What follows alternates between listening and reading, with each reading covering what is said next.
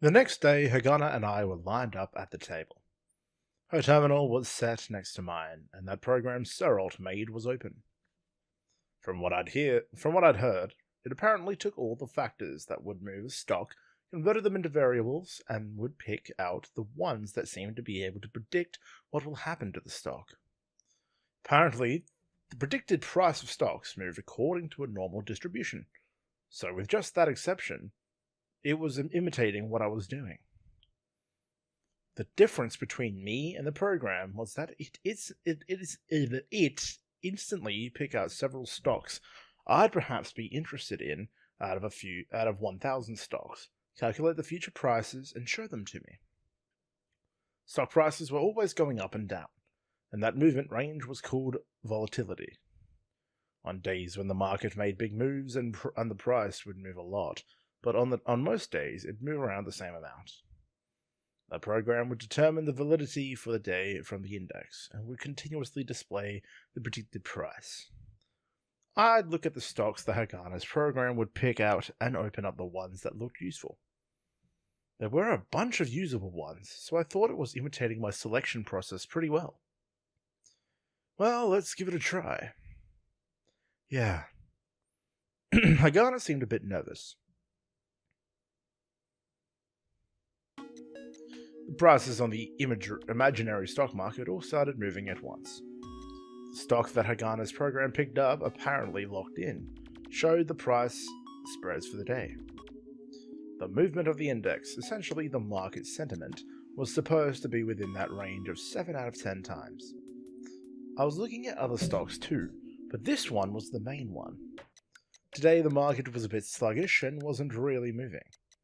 Apparently, reacting to this, the program tightened the price spreads. Seemed like it'd recalculate things every few minutes. How is it? Hagana asked. I hunched my shoulders and stared at the price. It was continuing to inch its way down. The buyers just weren't coming in. My gut feeling that it wasn't time to move. This price here was the bottom, was it? Yes. After adjustments, this price is one standard deviation away. I don't really understand, but apparently that's what it was. However, the sentiment was something you'd get by looking at the movements of many stocks and shoving any info that might seem relevant in your head, all while chasing numbers until your eyes spun and finally getting it at the end. Was this something math could encompass? I kept getting more suspicious. The reason was because before the market even opened, it showed the upper and lower bounds as if it knew what was going to happen today already. And the stock we were looking at, the bottom was supposed to be 732 moles, and it was at 738. It opened at 745 moles, so it was down exactly 1%. Dropping 1% was like a sneeze. Your nose could just be itchy and it had nothing to do with having a cold. But there was little information out there, so you couldn't tell. I opened screens for other stocks and found stocks where some people couldn't wait longer, or stocks that were moving strongly and tag along. You should buy a stock when it started rising, and sell it at the point where it probably was too early. If you made a profit, then don't follow what the stock does afterwards. If you lay your hands on it again, if it seemed to want to go higher, you'd most likely come out with a loss. Even the famous scientist Isaac Newton made that textbook mistake and was ruined. That was towards the end of the 1800s. I knew that Hagana was getting jealous next to me, but I couldn't waste an entire morning on that one stock. For an hour or an hour and a half, I was adding up gains of 0.7 or 0.5%. It wasn't a great performance, but since the market was weak, it was on the good side. Along the way, I had 0.2% losses. Oh well. Suddenly, a tone sounded. Hal! Hagana called my name. When I looked, her finger was pointed at the terminal. Looking at it, I saw numbers and Hagana's program blinking. When I looked at the stock of mine, it had dropped to 734 moles near the bottom limit. It's going down. I know. I was looking at the screen, and the order board didn't have any buy or sell prices that were shouting here. I'm supposed to buy here? To be honest, I winced. There was nothing to go on but Hagana's program. The volatility's low, but the sigma's gone down to the bottom. As usual, I had no idea. But she was serious. Trusting her, I bought. Since the lowest point was supposed to be 732, as usual, I put in the order for one step before at 733 moles. The stock hung a bit at 735 moles. Then there was a larger sell order and it fell down to 734, then quickly to 733. My order executed and the stock stopped there for a moment. However, in this situation, everyone would want to hold back, and the margin sellers would be coming to sell. Naturally, the sell orders came in all at once, soaking up my entire 733 mil order. It ate through half the 732 mil orders. Scared, I made to cut losses. Right now, it wouldn't hurt that much. Hagana apparently realized that and grabbed my hand to stop me. No. What are you doing? It should get bought here. It's supposed to get bought here. She spoke while holding my hand. Why? Based on what? It was human nature to hope that the program you made would predict correctly. But reality is merciless, and the market was known for its wild and free movements, to the point where they said it didn't care about the owners. If praying was all that was needed to win, then people like Lisa would be rich. The 732 mil orders by mul buyers were cleared, and it was on to the 731 mil territory. Already we were down 0.4%. I was on the edge of cutting losses. The sentiment was horrible. There was no reason to buy. Under 731 was that round number wall of 730 moles. Was it going by that?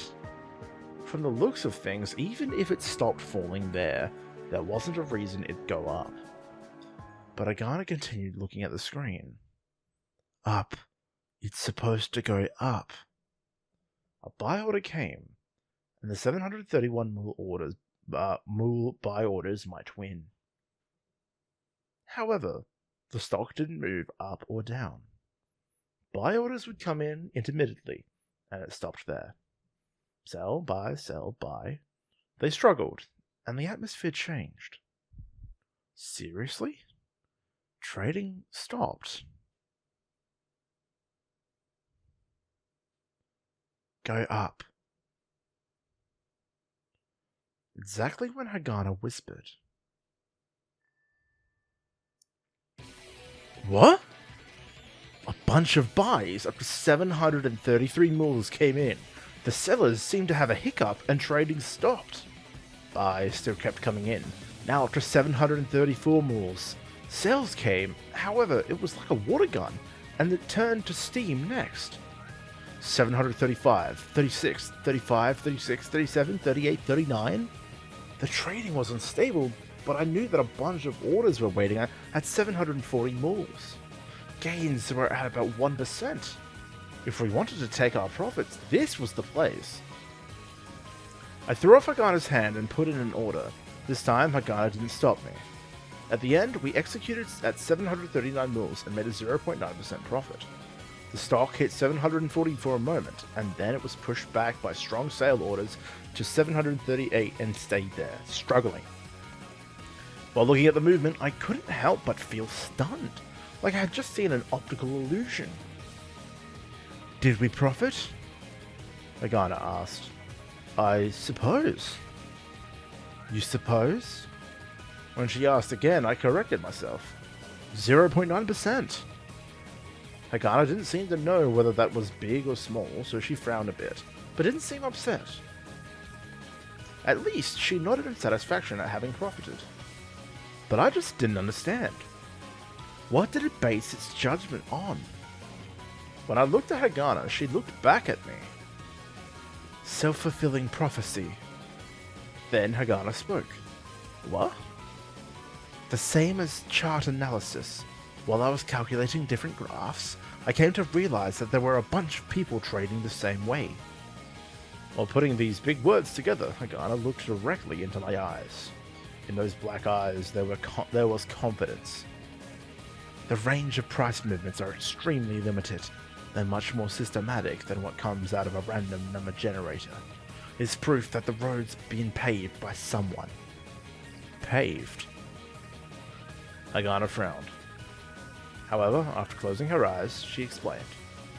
The concepts used in statistics are the same for everyone, so if everyone wanted to calculate things, then everyone would come to similar prices. It's just the difference in how you weight the prices. When that happens, everyone would think that this price would be the bottom around here. Other people calculating would know too. That's why it'd be bought at 732, and when it's bought, everyone would know that their calculations were correct, and would confidently buy, so it would go up. Then the people who don't have as much confidence, they buy too. Get it? She asked as if I got it, but my head was about to explode. But I think I got the general idea. So you're saying that everyone's predicting the same thing? Yes. Being told that clearly, I wanted to say that was crazy, but the price moved exactly as she had predicted. You could ignore how it dropped below 732 for an instant.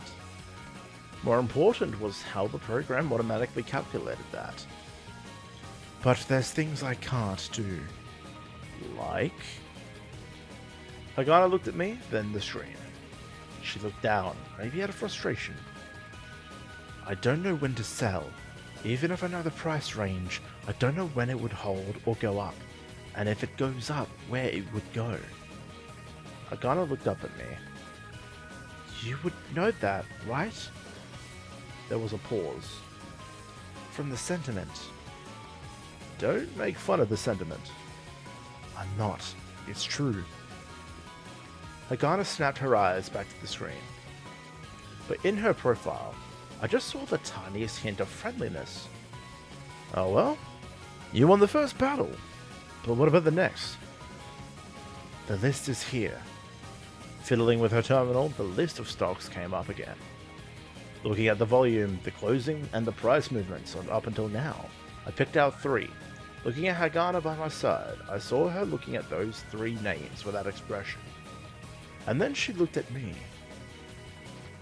Go profit. That was all from the princess. But in an extremely smart princess. Your wish is my command. And like a knight, I rode off to the battlefield. On the screen, the numbers stopped moving. It was 5 o'clock in the evening. In the end, we won so much, it was silly. 19 wins to 2 losses. Those 2 were from when I traded something other than what Hagana's program said. Essentially, a perfect record. We were up 17%. Hagana was trading with me and had been too afraid to plow everything in, so we were up 1.2 million moles. If we had thrown in all the margin available for trading, we could have earned 4 million moles in total. This thing is amazing. Looking at the numbers glowing in the program on her terminal, I spoke. With trading closed, I was uploading today's trading data from the trading contest site. It was downloading in real time and recalculating. It almost looked like a living thing feeding. The numbers would go up and down and keep changing one after another. It took a bunch of indicators and correlated them and calculated, and whenever one price changed, all the other prices would change. And when all the prices changed, there was no end. This was what computers could do. No human could do this. We succeeded? Hagana asked. After that start, I learned how to use the program, and once again pulled up 10 stocks and checked their price consistently. When the tone sounded, I traded furiously. Maybe she got sick along the way and stopped looking at the screen part way, But she didn't leave her seat. She apparently couldn't just leave the program she had devoted herself to creating. And then that question from her. She looked so worried. I was tempted to tease her and say that we didn't profit. Her eyes were normally sharp, and her actions severe, so with a face like that, it was really tempting. But I somehow managed to resist the urge when I spoke. Huge success. It was then. Hagana's expression just melted. Thank goodness. And then that relieved smile. Thanks to how she was usually, this had a lot of power. It just blew past my limit. While I was all blown away, I saw her wipe some tears from the corner of her eye.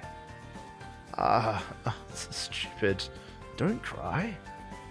I blurted that out in confusion, and her softened face instantly hardened. I'm not crying. What an obvious lie. And just after saying that, she sniffed. Well, she wouldn't admit it if I pointed it out anyway. Plus, that didn't matter. Hagana was so relieved that it didn't matter. Next to me, Hagana was sniffing and wiping the corners of her eyes. I wished she'd think about how I felt having to pretend I didn't see that, but it was a bit cute how she tried to give up appearances. Apparently, what Lisa said was true, about how she didn't have a personality nearly as twisted as her mean-looking eyes would indicate. Sighing to myself, I looked at the screen to pass the time. What can be improved? Out of nowhere, Hagana asked. What? Places to improve.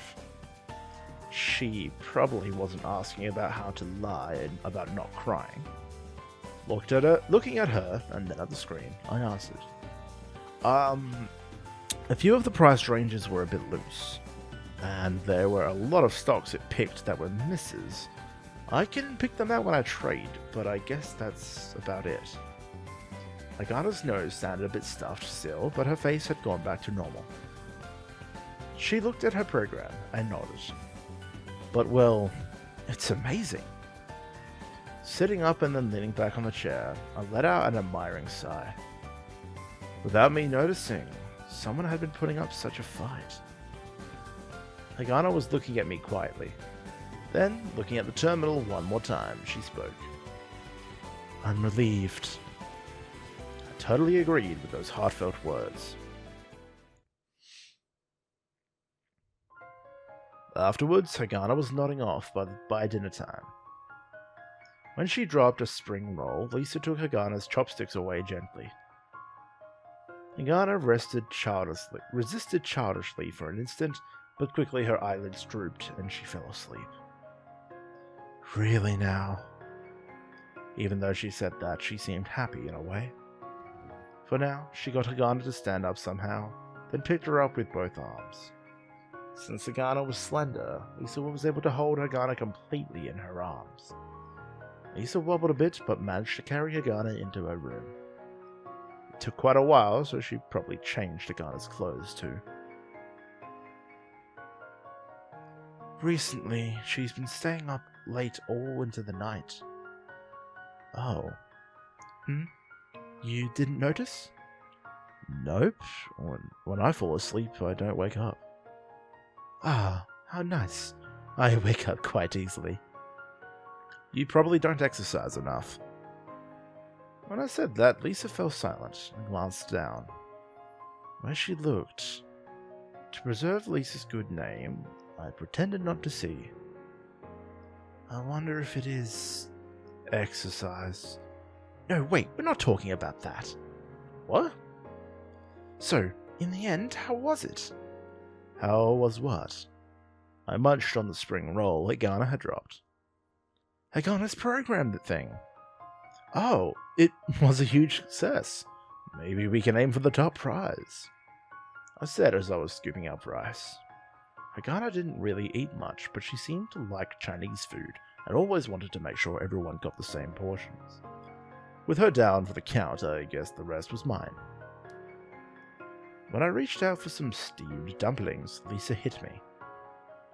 There won't be any for her tomorrow morning. Don't make that face. So, a huge success. Really? Damn it. Yeah, it's true. Oh, and, so the rush of relief. Lisa spoke while looking towards Hagana's room. Then she turned to me and put her own dumpling on my plate. I didn't mean for me to give me yours. Always the stubborn one. Lisa sighed and hunched her shoulders. But I see, that's good. Lisa had a kind of relieved, quiet smile on her face.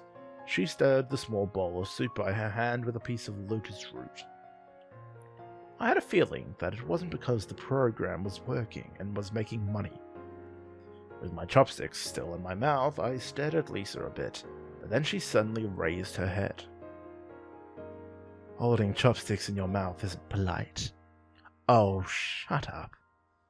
Swearing, I moved some stir-fry to my plate. While I was stirring up that well-seasoned dish, I knew Lisa was looking at me and smiling. But I wanted to pretend like I didn't see, and Lisa kept looking at me until I put my plate down on the table. Setting my plate down, I tried my very best to glare at Lisa. What? However, all Lisa did was tilt her head slightly. Grown women. It was embarrassing and frustrating, but even so, I didn't hate it. That really pisses me off. I just thought that, wow, these sorts of things happen too. What? Good coincidences. With just that, I had a feeling I understood what she was saying. Well, no. You've done all that you possibly could after all. Being told that straight to my face, it felt like I was being made fun of. Drinking the soup, I hid my mouth.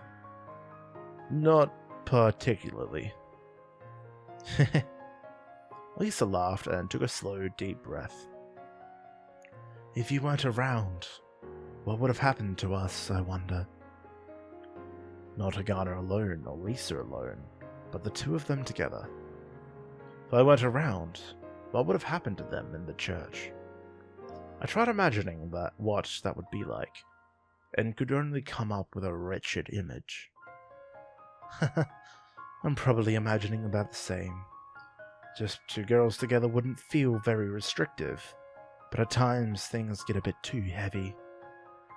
You're young enough to be a girl. When I muttered that, Lisa glared at me with a smile. Jeez. You don't like it, so I don't say, but really, I feel so thankful I almost don't even know what to say.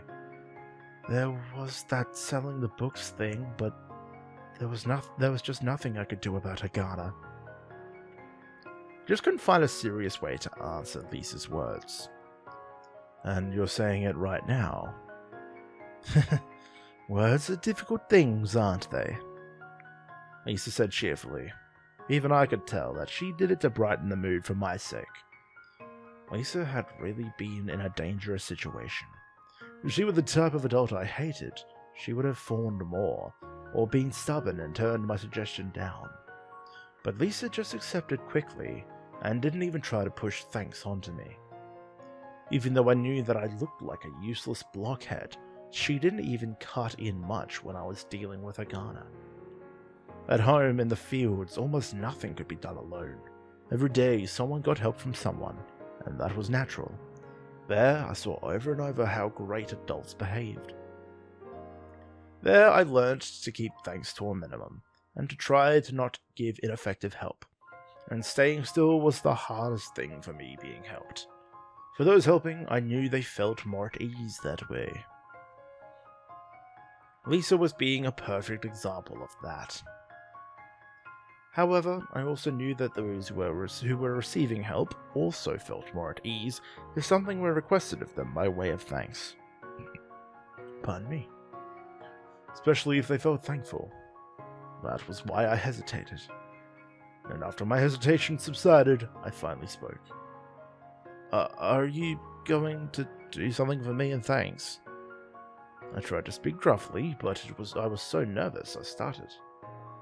That might have been partly why Lisa's eyes popped at me. You'd let me?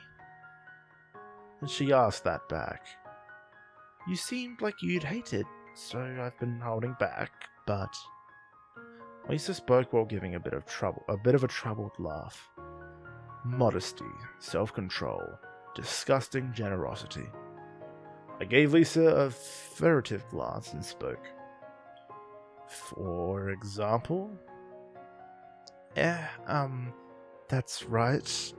Like a feast or something? Aren't you broke? Cooking is pure feelings. What about you then? Is there something that I can do? Don't hold back and let me know. Saying that, she straightened up. Unlike Hagana, her shapely bust clearly affected the shape of her clothes. In my head, there was that phrase that had been spinning around. Just one phrase, but I didn't have the courage to speak it. Ah! Then Lisa said that and put her hand to her mouth. Or maybe you want to take a bath together or something. What are you, stupid? I knew that my face was bright red, but it wasn't like I didn't have an ulterior motives, so I objected as strongly as I could. Lisa was simply laughing loudly, and when she rested her cheek on her hand, elbow on the table, she spoke somewhat happily. In 5 years, when you become a good man, I'll think about it. You'd be an old lady then. Smiling while angry, that was one of Lisa's skills. But even so, Lisa ultimately just burst out laughing. So, what do you really want? Just come out and say it. From across the table, I've realized just how unbelievably childish I was. I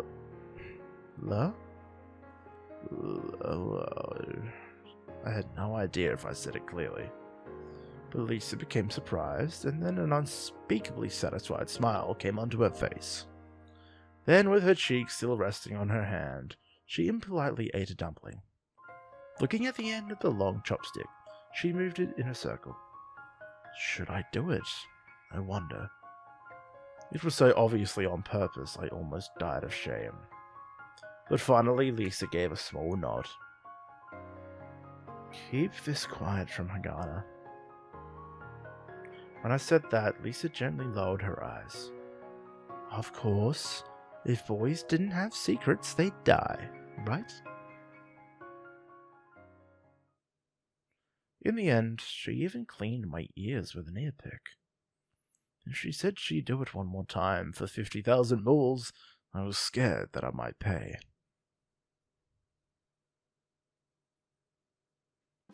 Damn, no CG, bro? No CG, bro? Are you serious? Oh well. Boys have vices themselves. And lap pillows are nice. And not entirely...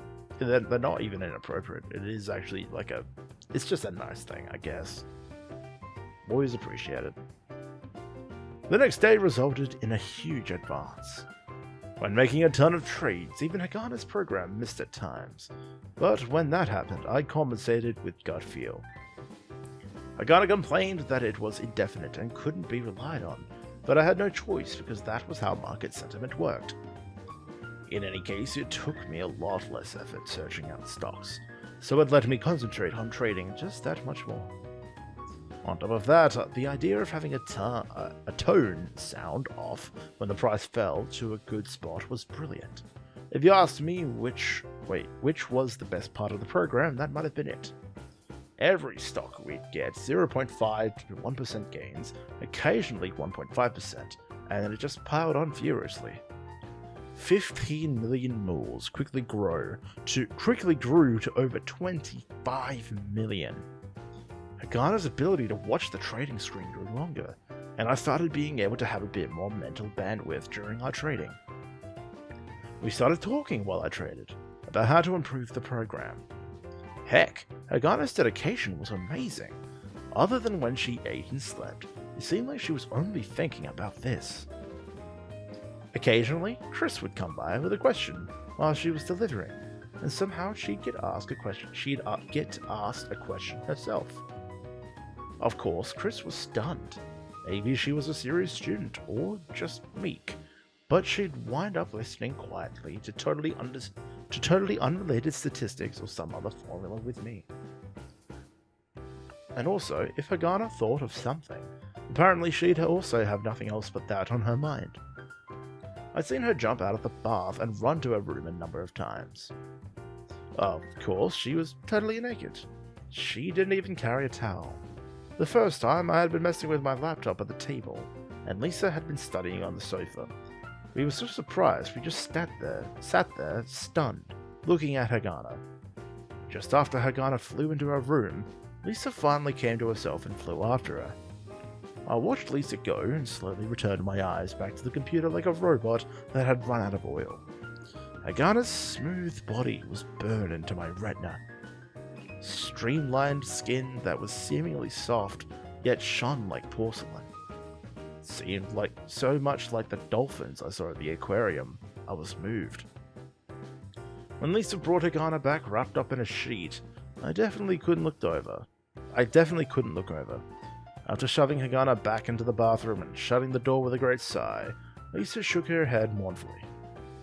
After the second time, Lisa just calmly went to return Hagana to the bath like a household chore. By the fourth, apparently Hagana learned to take her terminal into the bath with her. No, that's a terrible idea. Don't do that. Or maybe Lisa just gave in and allowed her to take it into the bath. Apparently she had thought that holding it with wet hands might get her electrocuted. In that way, the program was improved, and I also learned how the program worked. I managed to find a knack for it, learning the places where I could trust it and the places where I couldn't. Many times, I thought that it felt like gears coming together. In the imaginary space of the investing contest, it was like we were playing a game of chance, where we knew most of the odds. Pardon me again, I'm going to burp again, oh no. No, it's not coming out. It's not happening, okay. In that situation, you could say it was only a matter of time before my greed came out. Well, at the beginning, I hadn't thought I would be able to use Hagana this way. Even though it was just a fake market, for us to be profiting this consistently, there wasn't a reason not to. Essentially, applying it not just to the fake market, but real trading. Eh? When I brought up the subject in the space between breakfast and trading, Hagana was so surprised she apparently hadn't even imagined it. The thing I made? Yeah, the program you made. Hagana just stared at me blankly, looked at the program that was in the middle of calculating parameters, and then looked once more at me. But this was made for the contest. It can't be totally useless. Hagana looked at me repeatedly. She looked at me like I was talking in birdsong and she had no idea what I was saying all this time. But the real market... We can't try it? You've been using the past data from the contest for testing, right? That's true. Then do that with real data. If it works out, then we'll do it. That's alright. To me, it was an awfully obvious conclusion. Or maybe there was maybe there were technical reasons why we couldn't. Is something like that impossible? No, it's not impossible. Then please try. But Hagana's reaction was muted. Looking away, she seemed to be hesitating. What's wrong? So when I asked her, she looked up at me in surprise. And she looked away again. Oh, are you thinking about the sharing of profits? Hagana seemed to sometimes be greedy, and sometimes not. but she was probably concerned about that when it came to real trading. I asked her, thinking it was that, but surprisingly Hagana's brows furrowed out of the simple uneasiness. It's not that. Then what is it? Things are going this well, so it doesn't mean anything if we don't try it for real. Gazing at Hagana as she looked downwards, it just started to feel like I was picking on her. But I just had no idea why she was hesitating. I didn't have anything else to say. I also couldn't just say, let me borrow the program. Just when I was wondering what was going on, Hagana spoke, still looking down. The real market. Yeah? She looked up slowly. It involves money, right? A worried face. Well, of course. Then I don't think it would go well. Saying that, Hagana lowered her raised face again. Her eyes turned back to the terminal, and her thin fingers slowly touched the screen, changing prices in the program. I looked at her and wondered if I had turned stupid. I just did not comprehend what she said. What? I don't think it would go well. Hagana spoke clearly, but didn't look up from the terminal. I asked one more time. Why do you think that? Hell, can't you just try with the data? The program's built for that, right? Hagana's hands were still inputting into the terminal as I spoke, but when I stopped, her hands did too. Then she made to look at me but stopped part way. And then her hands started messing with the terminal again. I finally lost it and grabbed her thin fingers with my fists, and turned them towards me. Answer me. This thing you made, I really think it's amazing and it's giving results. Not using it in real trading is idiotic. Hagana silently tried to free her hands from mine, but there was no way she could throw off my grip. I let go of her hands, but not because she started clawing or tried to bite. Suddenly, she looked like she was about to cry. Don't cry. I'm not crying. Saying just that, she pressed her lips tightly together. Apparently trying to hide that she was about to cry, she spoke curtly. I don't think it would work in the real world. It was the same thing. There wasn't any reason. There was something like a firm belief. The old me simply would have gotten angry and shouted, and we'd just have a fight and go nowhere. However, now I knew a fair amount about Hagana. She loved math, and even though the program she made was giving such amazing results in the fake market, she still firmly believed, with no supporting evidence, that it wouldn't work in the real world. It was an almost pitiful kind of self-defense mechanism. Things had never gone well, so they'd never go well in the future. She just didn't want to get hurt anymore, holding out hope. That was essentially what she was saying. I remembered what Toyama said.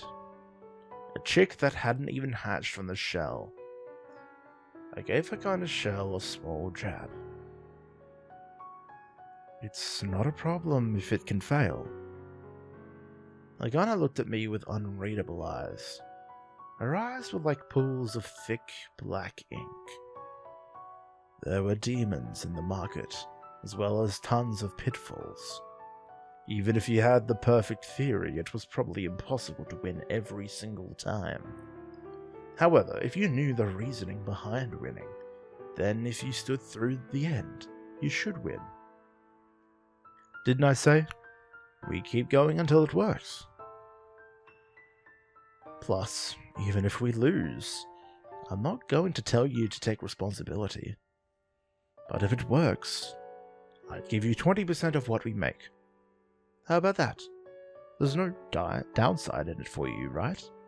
It's like that thing, that bonus lottery ticket. Expected value. I kind of said that immediately, then paused. Then she looked up at me. But... She said but again. The shelves still heard Oh, I keep feeling like I got a burp. It's annoying. The shelves still held firmly shut. However, from between the cracks, she could hear. I'm scared. It was probably because I was someone who came from a lucky walk of life. I hadn't been bought with money from a wretched country on the harsh earth. Nor had I experienced a life where I had to cry in a corner, protecting my head. That's why I wouldn't say that I knew how Hagana felt. But I knew what the words I wanted to say were. I looked into Hagana's eyes, looked so directly I could see myself in them, and spoke. I am afraid myself. I'm putting my entire fortune on the line after all. You think about what happens if you lost all your money.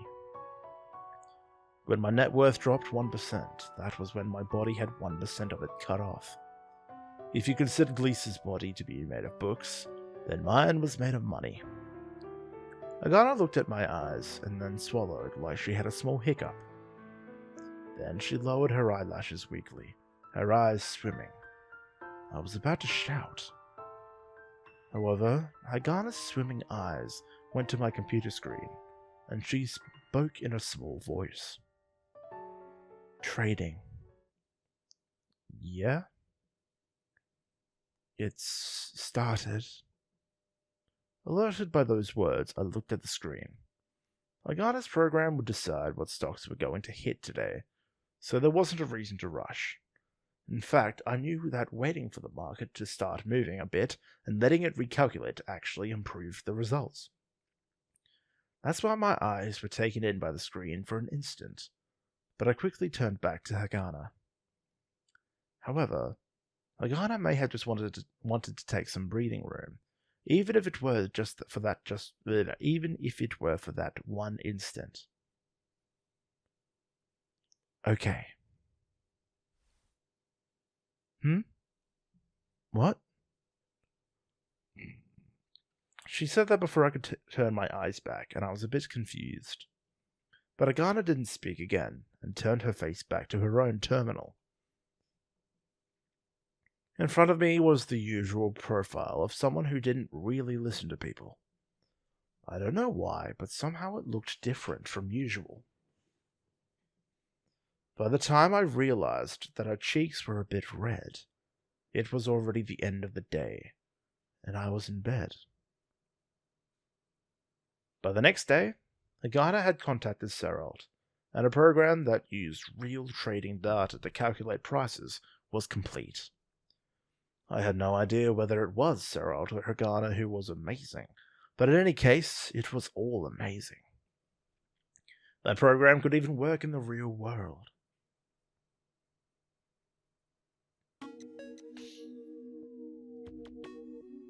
Hagana's program essentially copied what I was doing, but it didn't like me because it wouldn't get sick.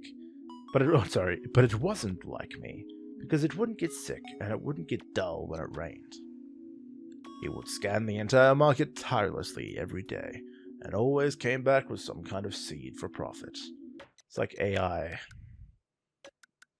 I wonder if that's even a thing that can happen in real life. Like AI for stock markets. Probably. It's probably illegal. I'd give that water and care. When it sprouted, I'd harvest. On the fake market, in a week we went from 25 million to 32 million moles. In the real world, 70,000 moles became 79,000. The reason why the gains in the real world weren't that much was because the situation was more complicated, so the program's effectiveness was lower. Also, I couldn't bring myself to be that confident. However, Hagana's program did give me clues, and with those clues I could pry open the piggy bank. Didn't I say it would work? After the first trade, I remember saying that to Hagana.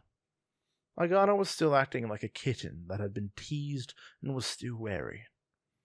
When I ran away from home and started trading, I had profited so insanely that I wondered repeatedly if it had all just been luck.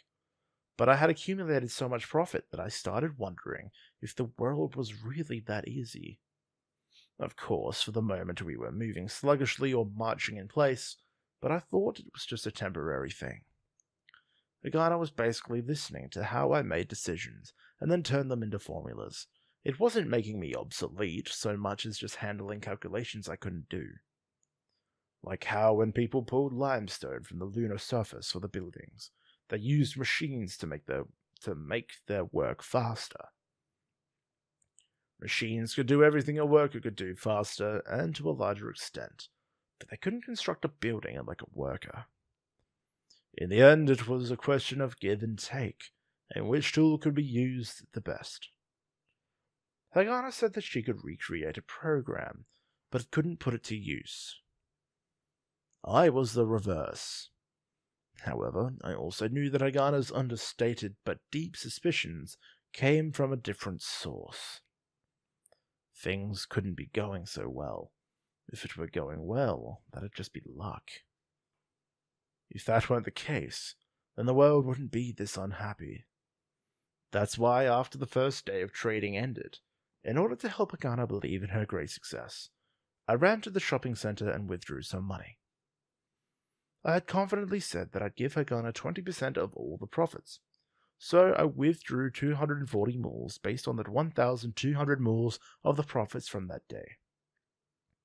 Then I shoved 2 100 mil bills and 2 20 mil bill moles. Huh? Whoop, my bad. Mule bills and 2 20 mule bills at Hagana, who had been glancing at the trading records. I wanted to show her that these weren't profits from the fake market. I wanted to teach her that her abilities in math weren't something for solving just problems on paper, but could bring in money if used properly. Having 4 crumpled bills shoved at her, Hagana was so surprised she couldn't speak. Her face was full of surprise, like she just saw a picture of food suddenly becoming real food. When she finally reached out with her hands slowly, she didn't aim to take them, but touched them like she was checking that they were real. This is real. And finally, she turned to me and asked, her brows furrowed, looking at me as if I were a hard-to-read piece of text. I didn't get angry or exasperated at her suspicion. I straightened up and nodded proudly. That's right. We made 1,200 moles today. Not in the fake world, in the real one. Hagana stared at me, then looked again at the bills. The crumpled up things made a weak crinkling noise as she touched them. But even then, they definitely existed, and if she used all 4, they could buy plenty of things. Math could solve lots of problems on a desk, but cash could solve lots of problems in life. You can buy something. Huh? The money you made teaching math. All of it you gave to Lisa, right? Don't you have anything you want?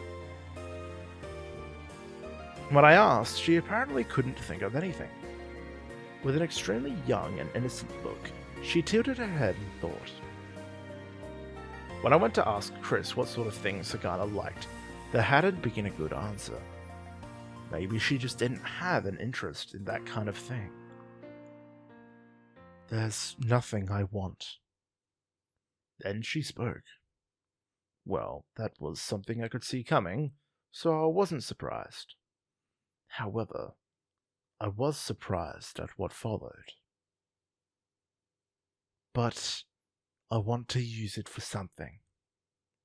Oh, that's great. Money is for using after all. Of course, Hagana tilted her head again when I said that, but her black eyes looked at me steadily. Then, taking 2 of the 4 bills, she spoke. With this, I'll pay off the interest.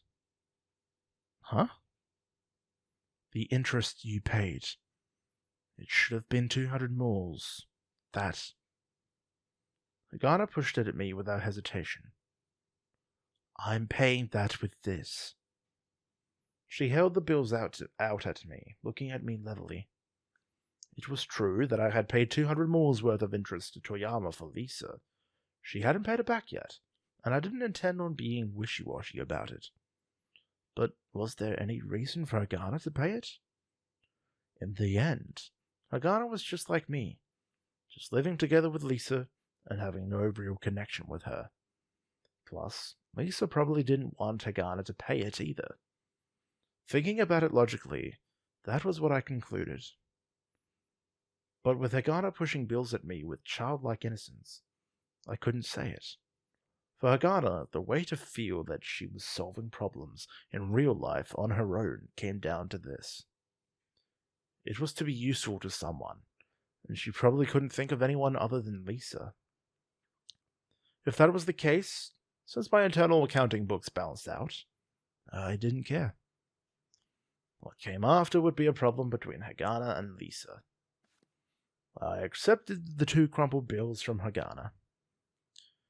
Then with this, Lisa's got no debt with me. Yeah. After putting the 2 bills in my pocket, I added a little extra. Lisa will be happy. Really? Hagana asked back like a child. Probably. Lisa's quite honest, so in some situations she might not be able to appreciate the gesture from her heart.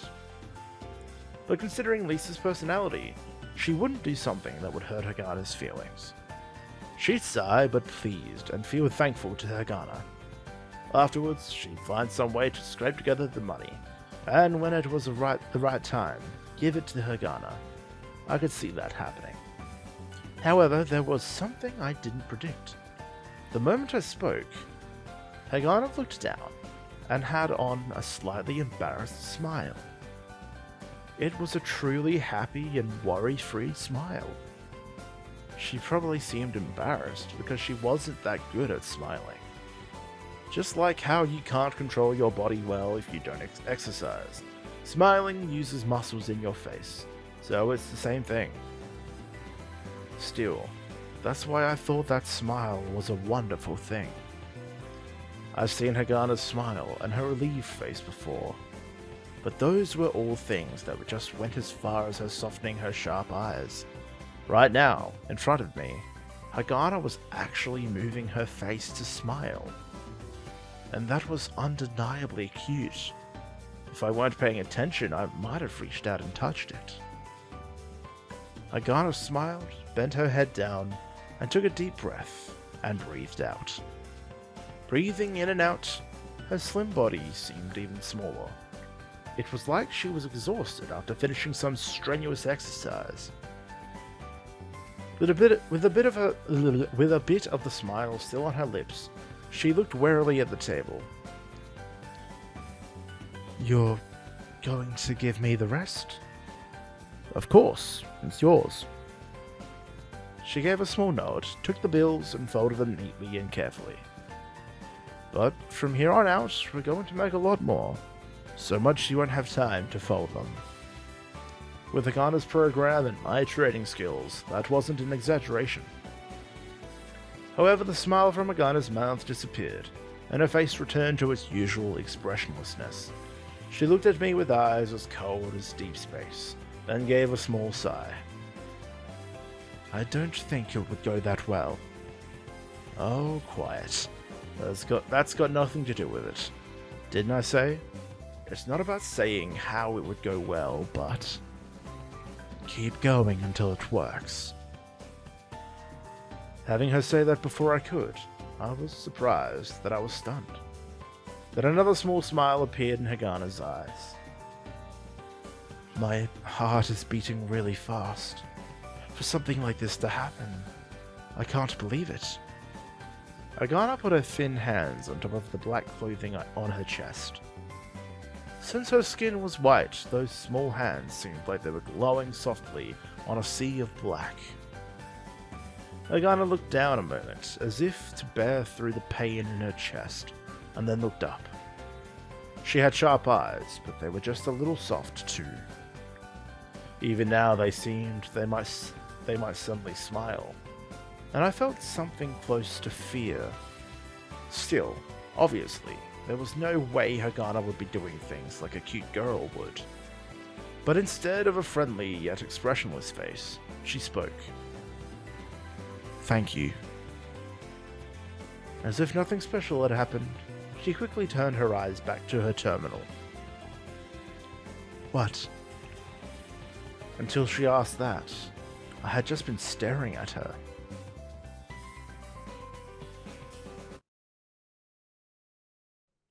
Since we were winning, even on the real market, the virtual market required me only to follow whatever the program said to make a profit.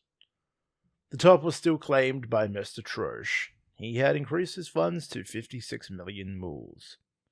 In second place was apparently someone who clasped onto some skyrocketing stocks these past few days, shooting him into the top 10 with 41 million mools.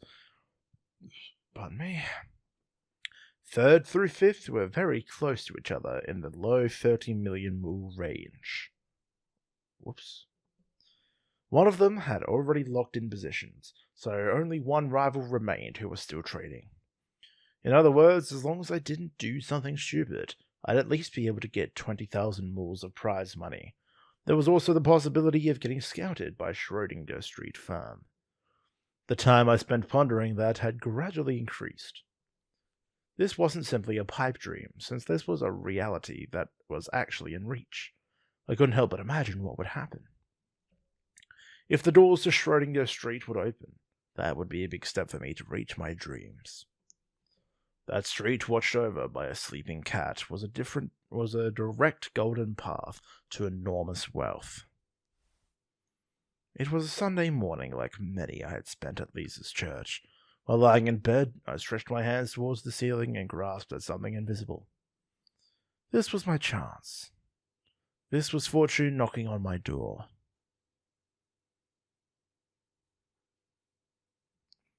Huh?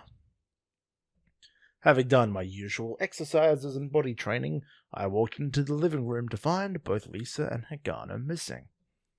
It was deserted and not a sound could be heard. Well, since this was later than usual, perhaps Lisa and Hagana had gone out somewhere. However, it still felt odd to me. Lisa would be the type of person who'd at least leave some breakfast prepared before leaving. Instead, Lisa's terminal sat on the table. On the display read a memo. "We're in the yard on the 3rd floor. 3rd floor. I murmured, but it did say that on the memo, so I headed for the 3rd floor. There was a broom jammed in the auto-locking door, preventing it from closing. I guess they really were outside. When I opened the door, pure white sheets drying in the sun filled my vision. In a corner of the yard was Lisa leaning on a big cushion, reading. On her lap was a sleeping Hagana. "Aw, that's cute." "Not too loud." Lisa whispered that to me with a finger over her lips after noticing me. I slowly closed the door and wedged the broom in to prevent it from closing completely. I was still baffled by what was going on here. There was a cloth sheet laid out on the ground, and cushions and blankets were used to prop up her back. In her arms were a canteen and a cup with steam rising out of it, as well as some light snacks. It was just like what they'd call a picnic back on Earth. "Sometimes it's nice to have one of these." Lisa held a plate of light snacks out to me. I walked over and picked up a sandwich while standing and munching on it. "Quite peaceful, isn't it?" Lisa looked up from me from behind her glasses. Beautiful weather and relaxing low gravity. These were the only things needed to turn people born on the moon into idiots. I feel like I'm about to die. I guess you're a boy after all. I guess I'm just a boy. I shrugged and then took some coffee Lisa poured for me. "The program Hagana made." "Yeah? It's being used on the real markets as well, right?" Hagana really took a liking to Lisa. Even now, on Lisa's lap, she was calmly sleeping and breathing through her half-open mouth. Yep, and it's doing quite awesome. I heard from Hagana. It's almost unbelievable. It wasn't to lie for Hagana's sake, right? Do I look like that kind-hearted? In either case, I think your kindness would show itself elsewhere. That woman really chose her words well. I crammed the second sandwich into my mouth and said, well, anyway, I guess our current problem is pretty much solved. Not only was there the investment contest, but if we could be successful with investing in the real markets, we should be able to blow this money problem out of the water. Before long, we'd be able to make 50,000 moles with no sweat. So with that done... Yeah? What are you going to do afterwards? I had been looking at the scenery, and I looked back at Lisa. On her lap lay the sleeping Hagana, and in her hand was an old book. This was definitely exactly how Lisa would want to spend her days. Lisa wasn't the type to walk into Newton City and into the world of wealth and opulence. I had originally planned on simply to rent out a place to live temporarily over here. Even if I didn't get scouted, I was planning on heading into Schrodinger Street with the experience I had from the investment contest to solicit myself. If the program continued the way it was, my funds would increase further, and there'd be no problem finding a place to live over there. However, it was very comfortable staying here, and frankly, that was giving me a bad feeling. However, I shrugged at the question and replied in the following manner. Don't know. I see. Well, I was talking to Lisa, so as an adult, my inner thoughts should be as plain as day to her. She loosened her expression and looked at the nearby Hagana. If you leave, Hagana will probably feel sad and lonely. That's a great joke. Oh? I was being quite serious. I was at a loss for how to answer the serious-faced Lisa, and ended up hiding behind my coffee. I sipped, buying myself some time. The moon's a small place. Lisa opened her eyes, slightly surprised.